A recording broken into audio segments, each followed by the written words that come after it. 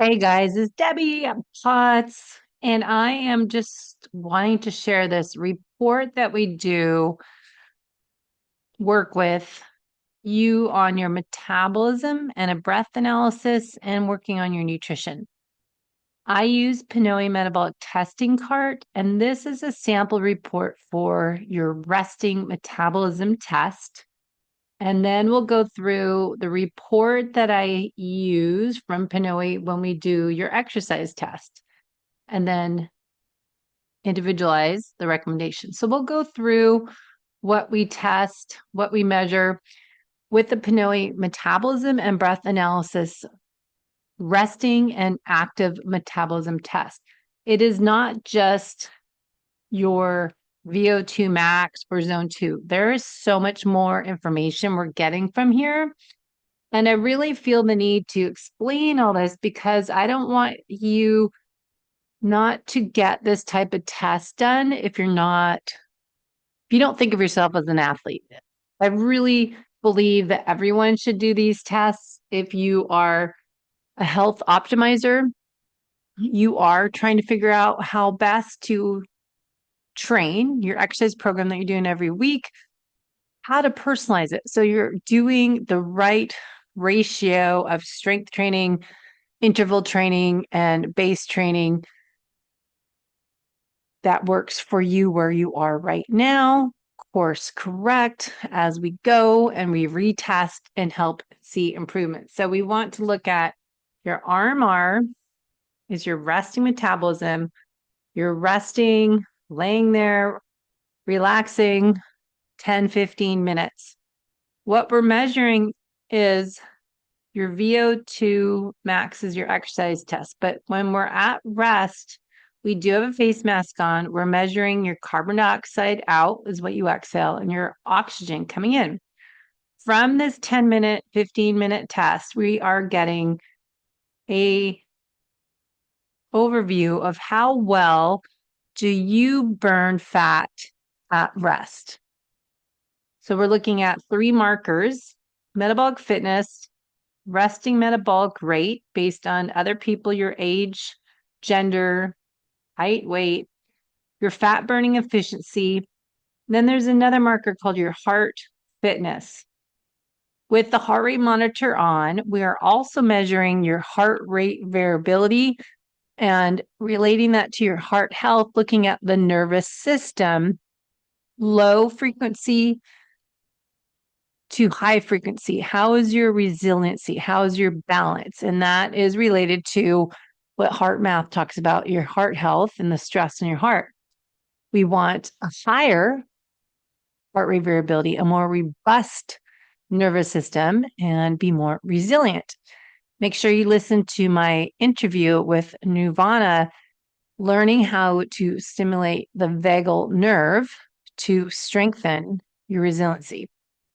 On the report, we're also doing a breath analysis. We're doing lung fitness, breathing and cognition, breathing and posture. So this is the resting metabolism test. And this is the report you get back after you do the test. And then I correlate this information with my nutritional therapy intake forms I use as a NTP, nutritional therapy practitioner, and look at a 5-day food mood log and analyze everything together. Then we work on reviewing all those results, creating an action plan. What do you need to do? This is a sample report for longevity. We want to have a higher score, live a long, quality life. Breathing cognition is important for your focus, mood, and mental health. How do you improve it? We go over some of the suggestions: meditation and breath work to help improve better brain function and mental health. Metabolic rate is important because weight gain, or I like to explain it as loss of muscle mass as we age, is the principal driver behind conditions that are most likely to reduce your quality of life.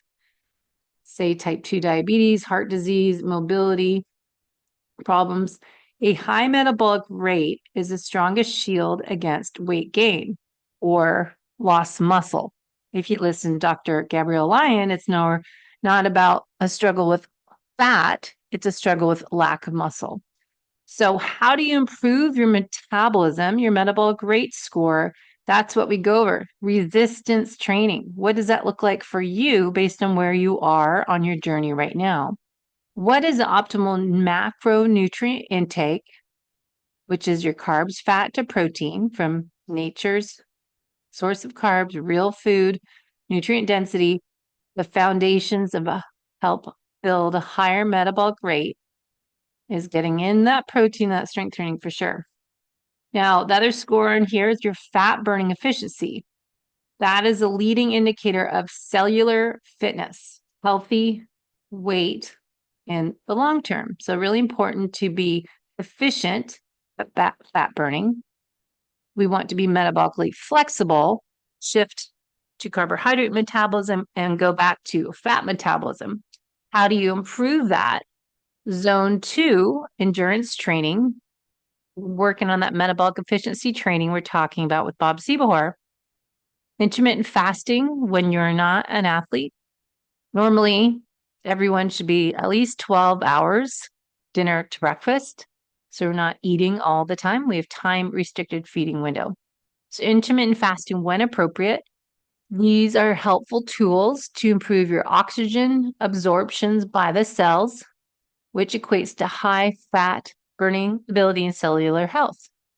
This is where we're talking about the health of your mitochondria.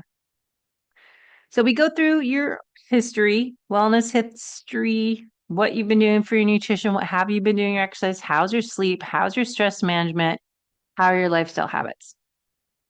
This is, again, a sample report, but this is what it looks like. This page, metabolic fitness, we go over and then correlate this information for you.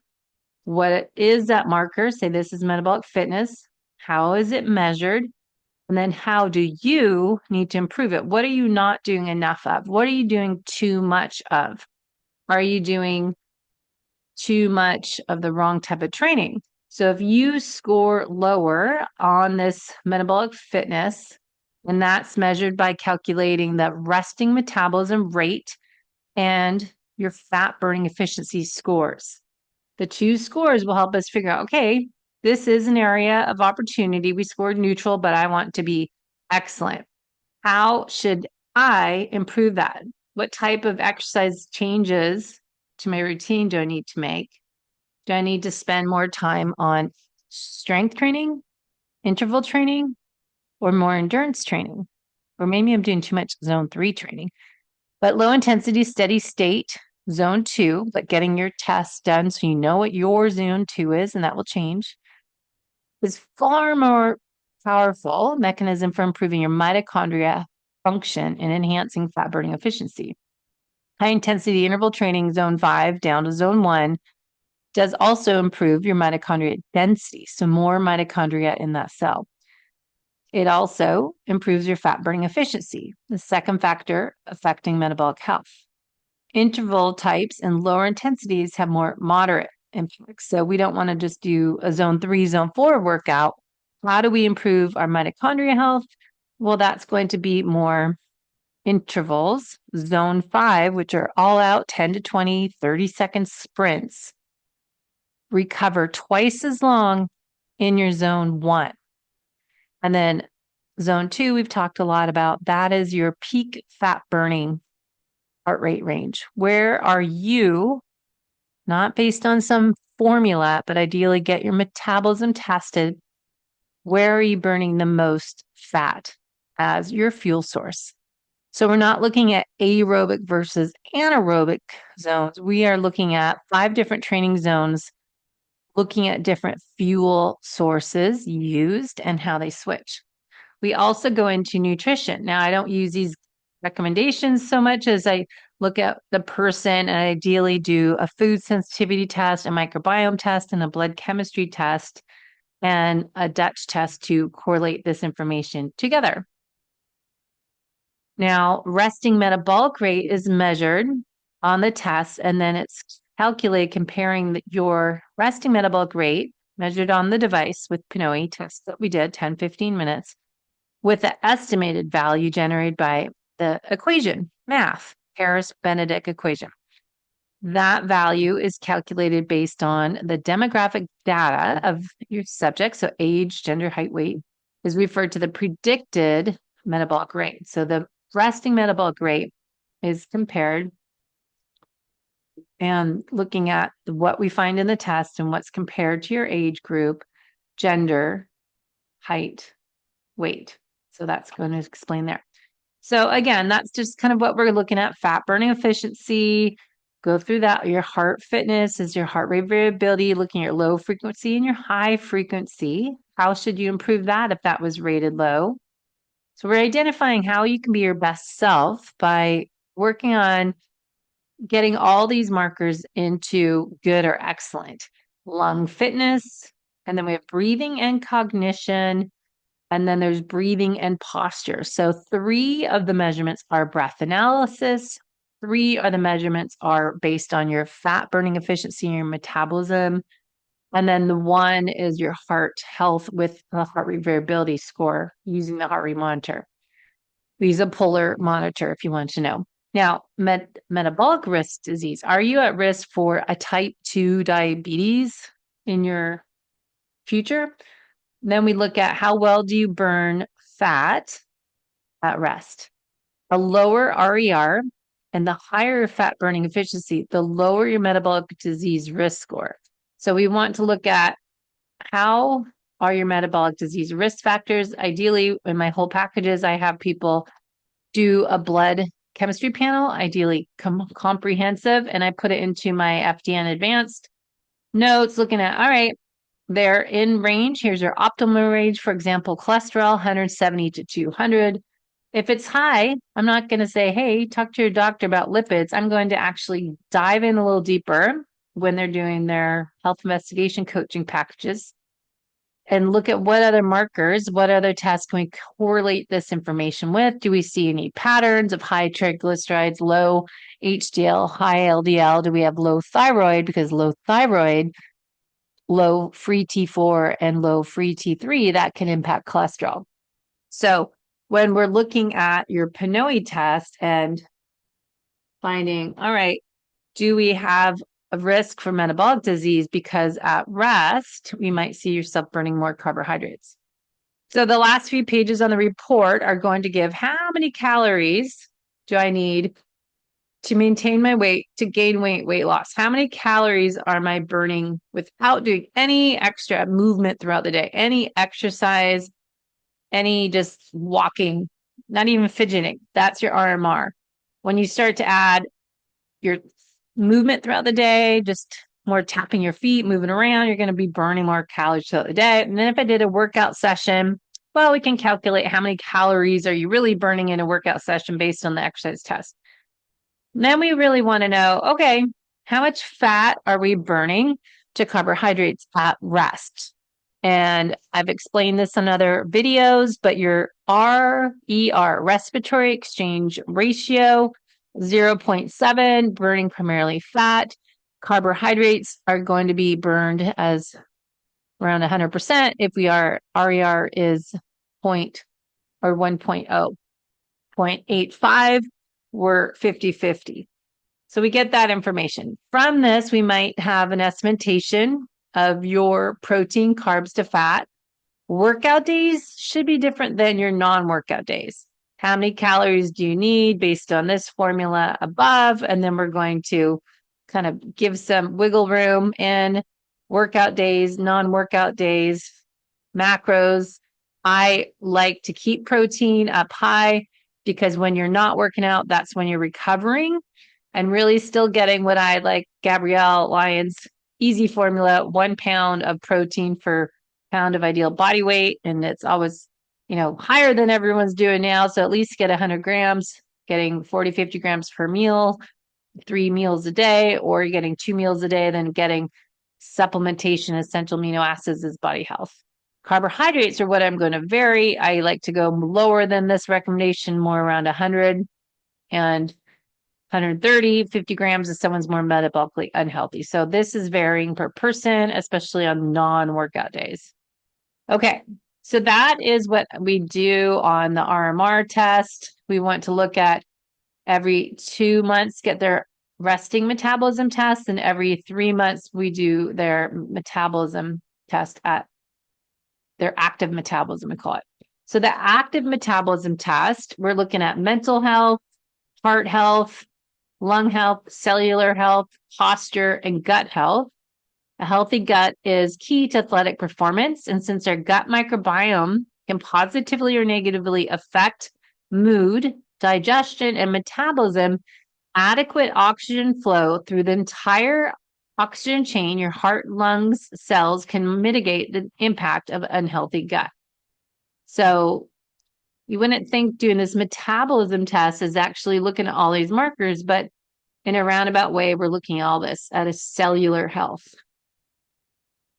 When we look at cellular health as a fundamental driver of wellness, as it provides the most potent shield against metabolic disorders, as I said before, and then the posture, if you are able to get a good breath in. Do you have a kyphotic, that hunched over posture? Are you breathing in, or are you hyperventilating? So really focus on good posture is related to our breath, because the way we inhale is the most potent regulator of our core stability.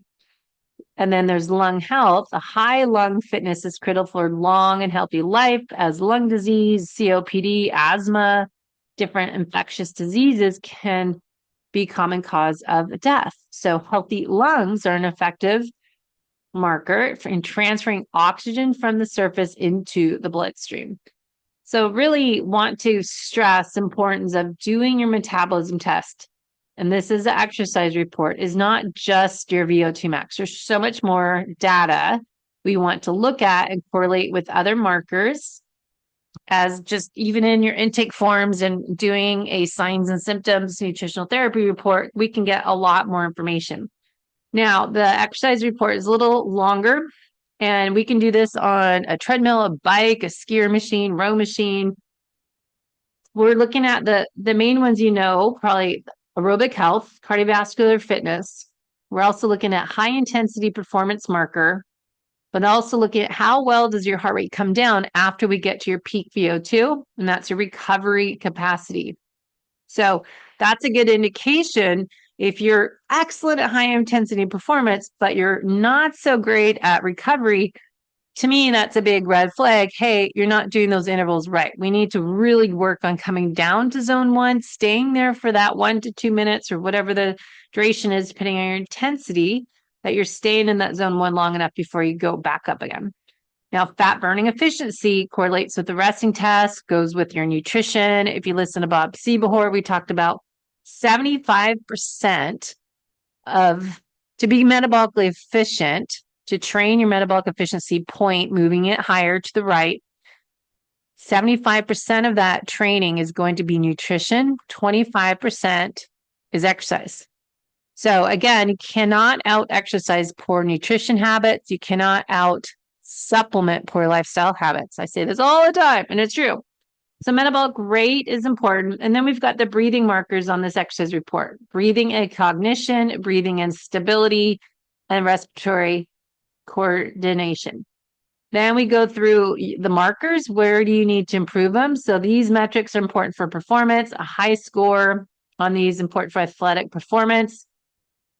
High fat burning efficiency, movement economy, oxygen score. Now we look at, do you need to improve that or not? So we go through all this. We also can figure out what is your biological age based on your scores in the test here. This is different markers than the other test you'll have for biological age, might not be from the same markers. So in this example, figuring out your biological age is based on what we find is your VO2 peak or VO2 max, fat burn efficiency, and your metabolic range.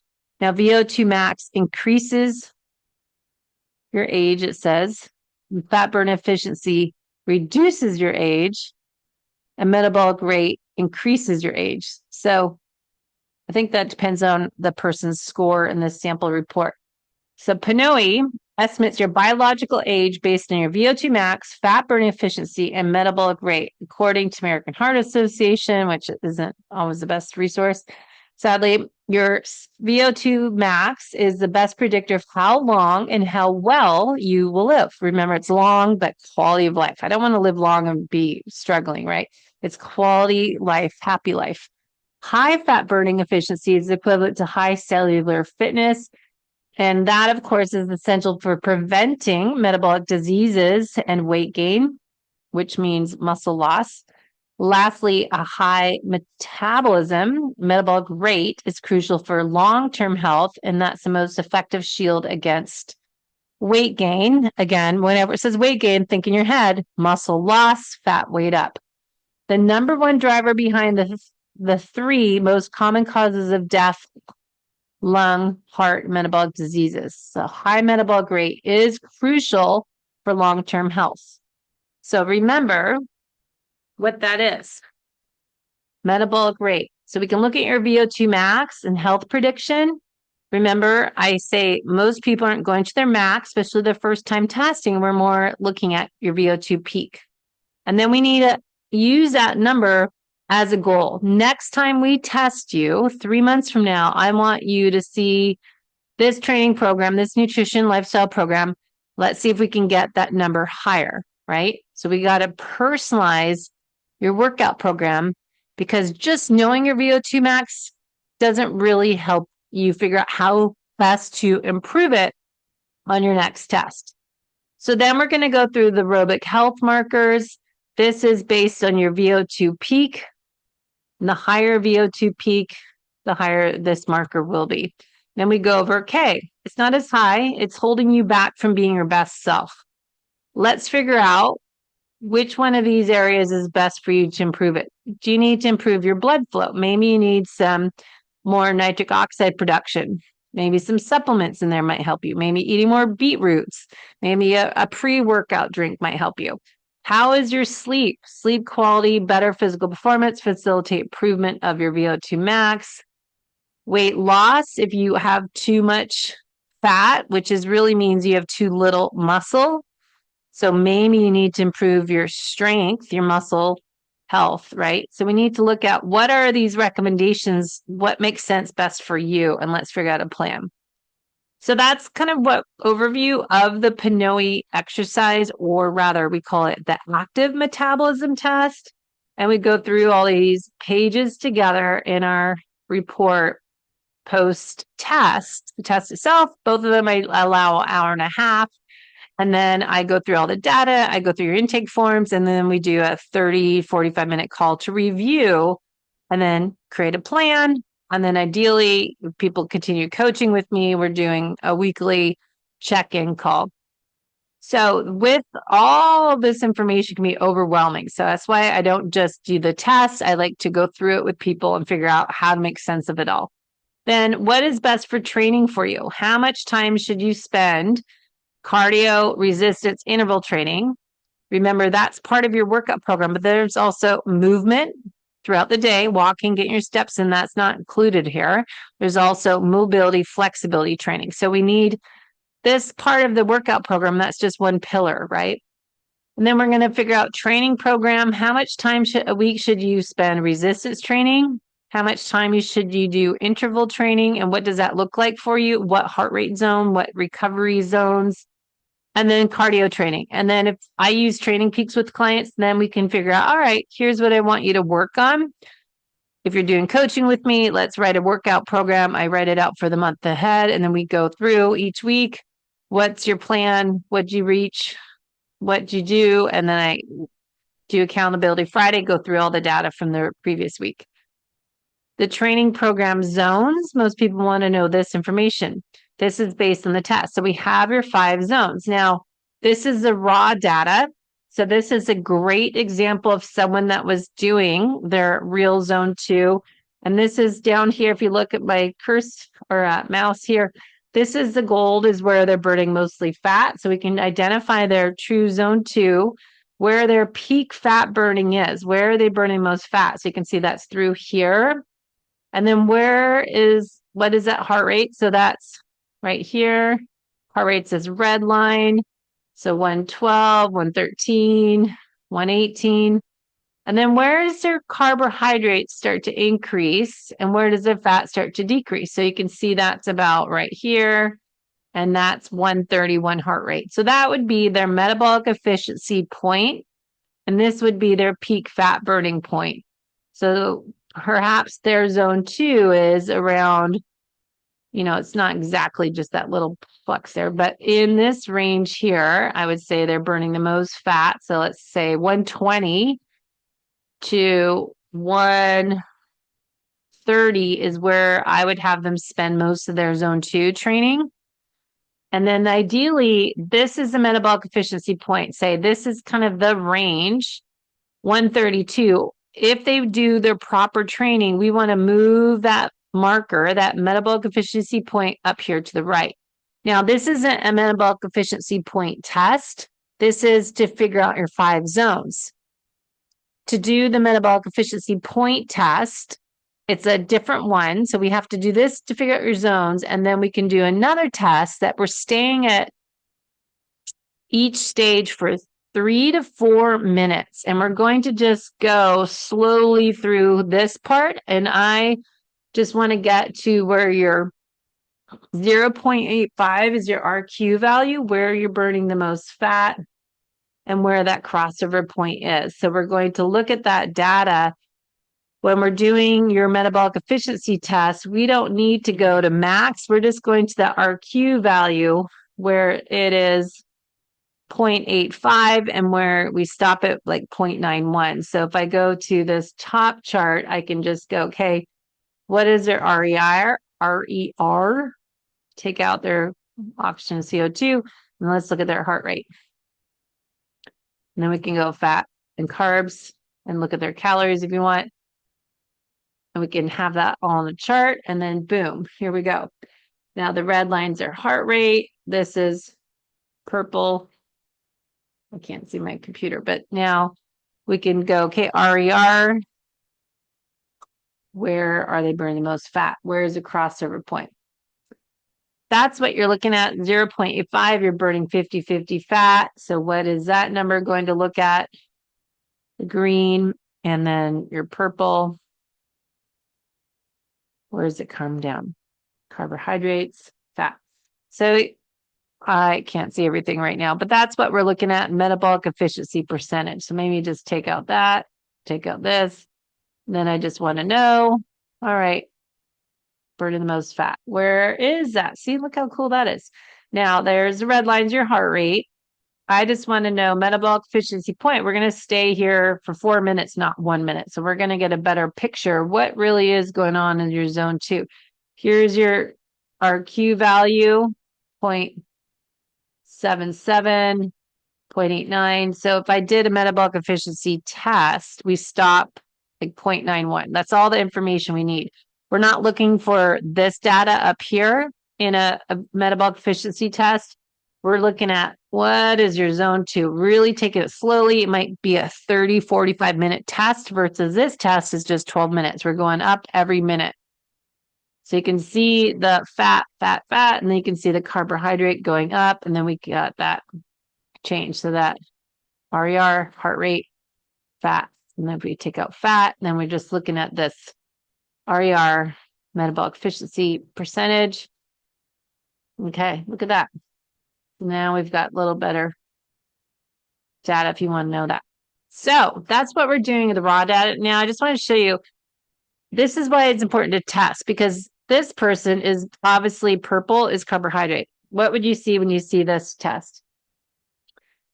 They're not doing zone 2 training. They're not very good at burning fat for fuel, even though I've tested a lot of people that are low weight, they're lean, they're strong, but maybe they don't have enough mitochondria. They don't do a lot of zone 2. So, doing a metabolic efficiency training test, holding each pace for 4 minutes would be nice to see what's really going on. But I can see they do most of their workouts are all up higher intensities. So they're not very efficient at burning carbohydrates. Then I want to look at their resting metabolism test. How metabolically healthy are they? Well, let's look at your blood chemistry markers. So that's what we're doing a test. You can read a ton of blogs I've put together from PNOE. What are the training zones? What do we measure? So the resting metabolism test, you get all these markers, and then the exercise test. And then I explained it a little bit more what we're doing. Then we're looking at these zones here. So if you want to come to Solana Beach, Del Mar, we call it North San Diego, and we'll test you. You can do it on a weekday or weekend if you want to come into town. But this is what I'm doing, looking at where is your peak 2, zone 2, what do you need to work on? Let's figure out the data. If you want to read what's going on with the PNOE test, each marker has a explanation here on their blog page on PNOE Metabolic Health. And this is why it's really important to know, okay, how efficient am I burning fat for fuel? How healthy am I? Another interview I'm doing next month is the MOXIE sensor. So I learned about this from Daniel Crumback, who did my metabolic efficiency or metabolic testing certification course through PNOE. Did adding a single sensor on large working muscles, lots of information you can get if I'm getting oxygen to the muscle, left and right symmetry. So super interested to learn more about this. I have not used one, but this is MOXIE muscles, and you get these sensors. So little expensive, so maybe a physical therapist might have one, but this would be someone to find how you can get some testing in and test those muscles. So get your physical therapist, trainer to get one of these, and we'll figure out how to use it. Talk about in an upcoming episode. This is MOXIE. They were actually in Ironman Kona doing a little seminar that I missed it, but that's what I want to show you. I really think doing your blood chemistry panel is really essential to look at. How are your markers, what they might be indication of high HDL cholesterol related to autoimmune disorders. So not just looking at, am I low or too high, but what does that mean? And I think cholesterol test is really important because a lot of people think lower is better, but low cholesterol isn't good either. So that means you're not eating enough fat, or you're not digesting fat, or you have liver bile congestion. There's reasons for everything. So I just wanted to share with that information. So I'll put these links in the show notes for this blog page so you can learn everything. Let me know if you have questions. Please share with someone that might be interested. And we will talk soon. Thanks for listening. Hit subscribe and share it with your friends. I appreciate it.